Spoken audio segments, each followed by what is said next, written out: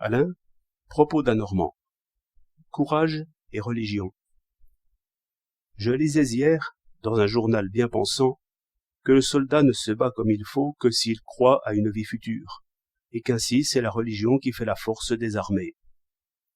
Dans cette doctrine en raccourci, on saisit très bien une conception de la religion et une conception de la guerre également insupportable. D'abord, la religion s'y montre comme utile, et principalement aux gouvernants. Et, c'est la dernière ressource des croyants, et comme leur dernière cartouche, que de prouver que les dogmes religieux sont des inventions très subtiles pour garantir l'ordre et obtenir l'obéissance.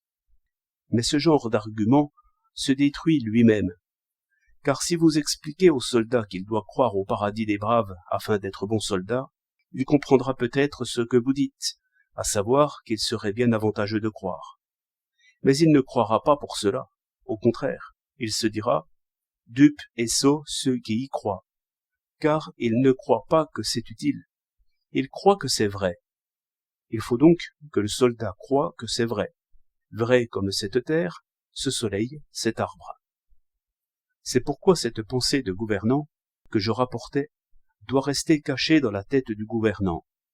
Bref, ce système de la religion utile si on la croit vraie, enferme un mensonge nécessaire des gouvernants. En cela, elle est inavouable, et d'avance déshonorée si elle voit le jour. Mais quelle conception de la guerre!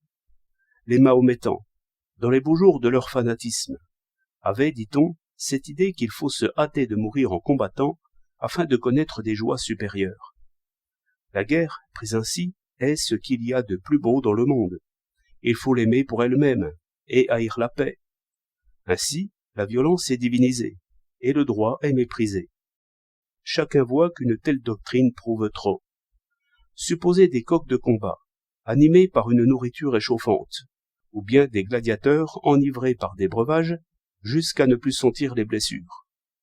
Reste-t-il encore dans ces êtres quelques traces de ce qu'on appelle communément la vertu et le courage? Ici encore, le sens commun s'indigne contre les sophistes, parce qu'ils dépassent la mesure et prouvent trop. Ce qu'il y a d'admirable dans la guerre, c'est qu'elle est le plus pénible des travaux, c'est qu'il faut y jeter toutes les espérances, comme dans un gouffre, renoncer à soi, dire adieu à ce monde magnifique et à cette belle lumière, et en même temps être attentif aux ordres, s'attacher à une fonction bien définie, discerner le but, mesurer les coups, réprimer le tremblement de la peur et le tremblement de la colère.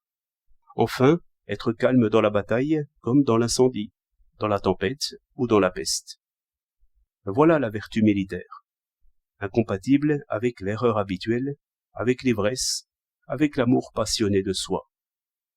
17 février 1913.